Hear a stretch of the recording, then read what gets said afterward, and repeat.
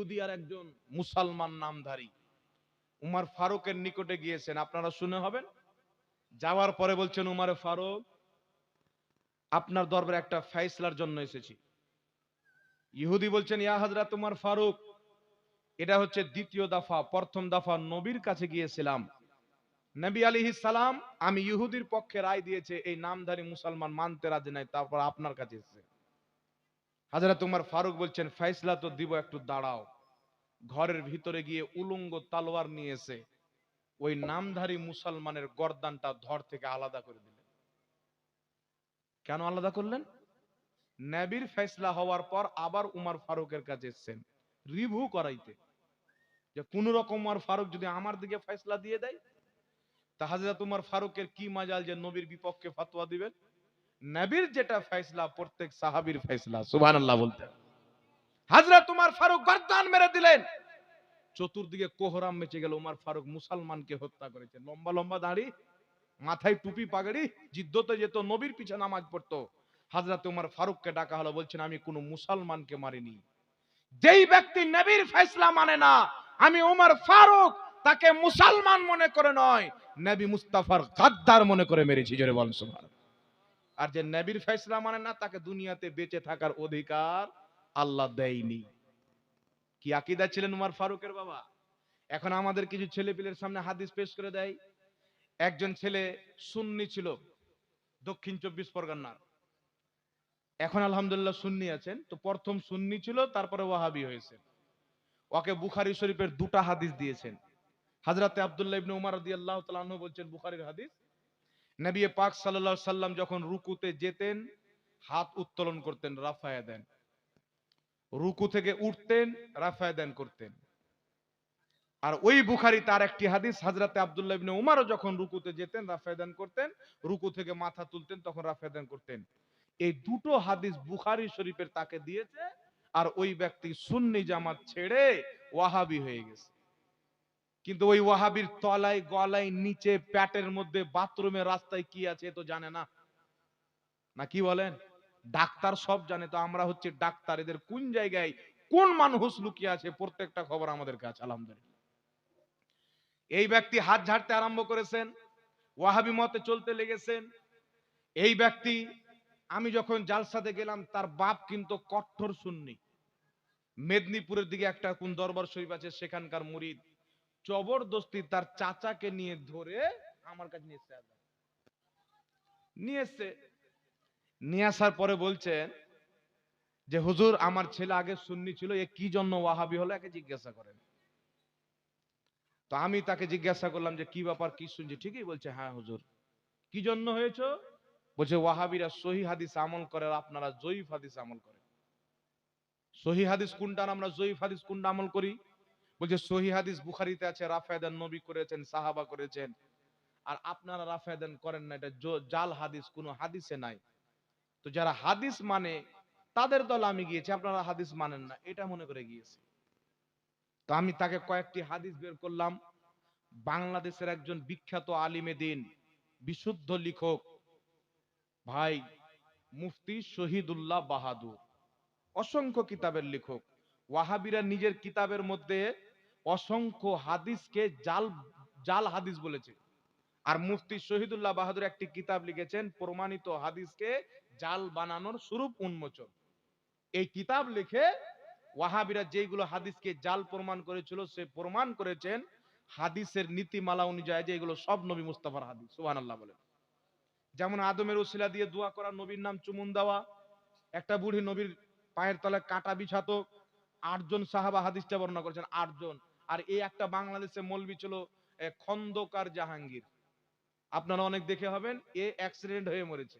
এর নবীর অসংখ্য হাদিসকে নিজের কিতাব হাদিসের নামে জালিয়াতি, একটি কিতাব লিখেছে হাদিসের নামে জালিয়াতি, ভারতেও কিতাবটি পাওয়া যায়।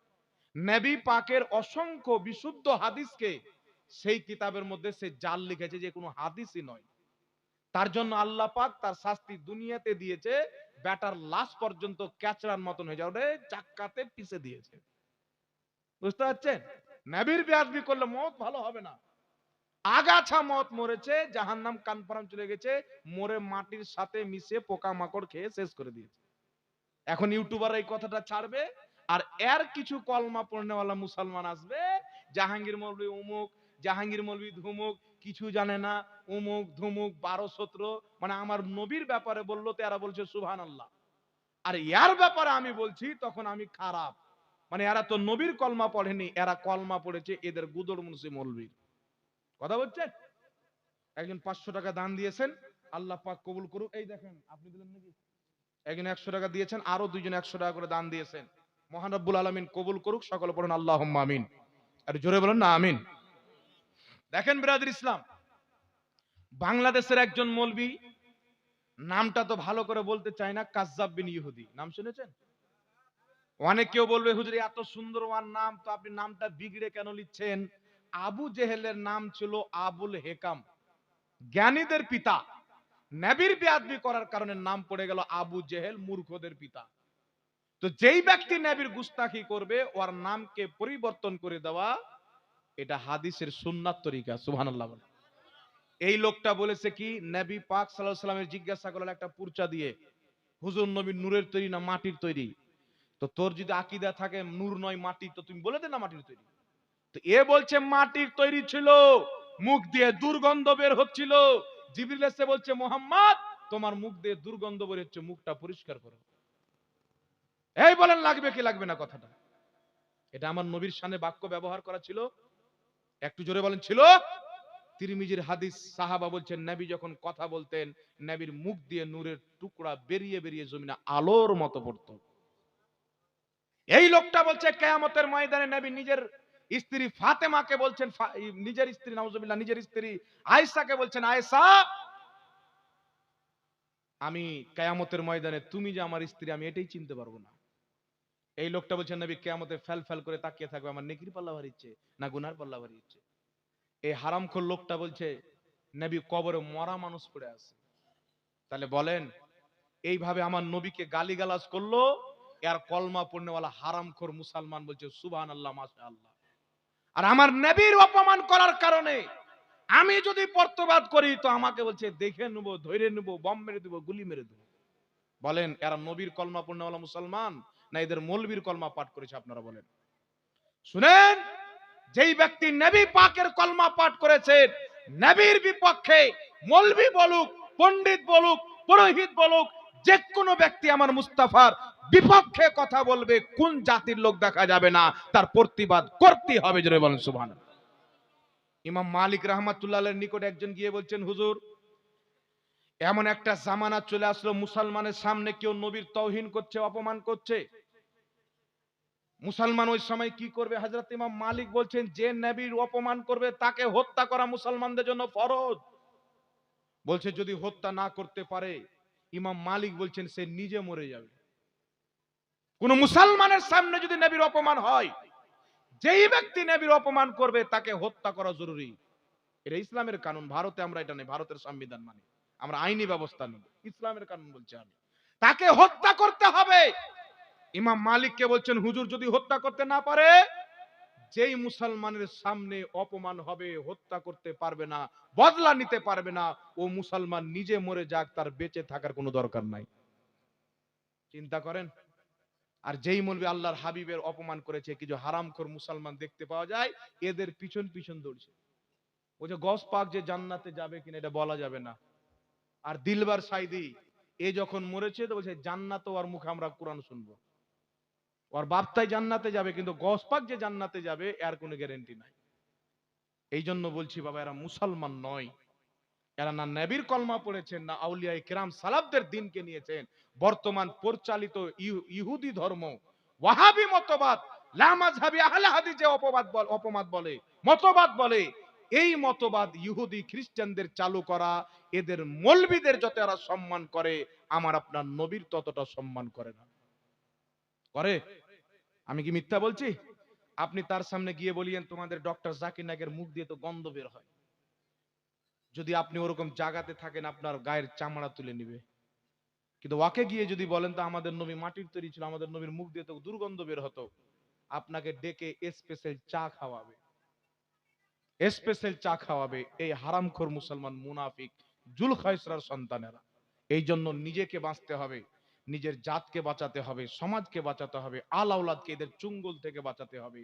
আপনি চাইবেন না ফ্রিতে আপনার বাড়ি কিতাব পাঠাবে, কোরআন পাকের অনুবাদ পাঠাবে, আর পৃথিবীতে দেওবন্দি বলেন, জামাতে ইসলামী বলেন, লামাযহাবী বলেন, এরা কোরআন পাকের অনুবাদ করেছে। ওই কোরআন পাকের অনুবাদ যদি মানুষ পড়ে পথভ্রষ্ট হয়ে যাবে, ভুল ভাল অনুবাদ। কিন্তু এই জমিনের মাটিতে বরেলির সরতাজ আলা হযরত ইমাম ইশক ও মোহাব্বত ইমাম আহমদ রাজা খা যেই অনুবাদ করেছে কানজুল ঈমান, এই কানজুল ঈমান কোন ব্যক্তি যদি পড়ে তার ঈমানও মজবুত হবে, তার আকীদাও মজবুত হবে। বলেন সুবহানাল্লাহ। কেউ চ্যালেঞ্জ করতে পারবে না আমাদের তরজমাকে। মিশরের সবচাইতে বিশ্বের বড় ইউনিভার্সিটি জামে আজহার, সেখানে আলা হযরতের অনুবাদকৃত তরজমা কানজুল ঈমান পেশ করা হলো। মিশরের প্রিন্সিপাল সহ সমস্ত শিক্ষক বলেছিল, কোরআন যদি আরবি ভাষাতে অবতীর্ণ না হয়ে উর্দু ভাষাতে অবতীর্ণ হতো, বরেলির আহমদ রাজার অনুবাদ করা কানজুল ঈমানের রূপে হতো। জোরে বলেন সুবহানাল্লাহ। ফেস টু ফেস 14.5 বছর থেকে নিয়ে 1400 বছর থেকে নিয়ে যত মুফাসসির যেইভাবে কোরআনের আয়াতের ব্যাখ্যা করেছেন, ওইভাবে আমার আলা হযরত অনুবাদ করেছেন মুসলমান। কিন্তু এরা আলা হযরতকে মানবে না। পোল্ট্রি মুরগি বলছে আলা হযরত বলা যাবে না, বলছে আমার নিকটে আলা হযরত বলা হারাম। বলে কি বলে না, মানে শরীয়ত তো ওর বাপের মানে, তো ইসলাম মানে না, ওর নিকটে যেটা হারাম ওটাই হারাম। কিন্তু আমাদের ইসলামে যেটা হারাম ওটা হারাম, ইসলামে যেটা হালাল ওটা হালাল। কারণ আমরা মানি ইসলাম, আর ওরা মানে বাপের ঘরের ফতোয়া। না কি বলেন বাবা? কারণ আমার নিকটে হারাম বলবে? হ্যাঁ, ওকে কি আল্লাহ ওহী নাজিল করে শরীয়ত দিয়েছে নাকি? শরীয়ত হচ্ছে মুহাম্মদ রাসূলুল্লাহ। এই জমিনের মাটিতে একমাত্র আমার নবী যিনি হালালকে হারাম করতে পারে, হারামকে হালাল করতে পারে।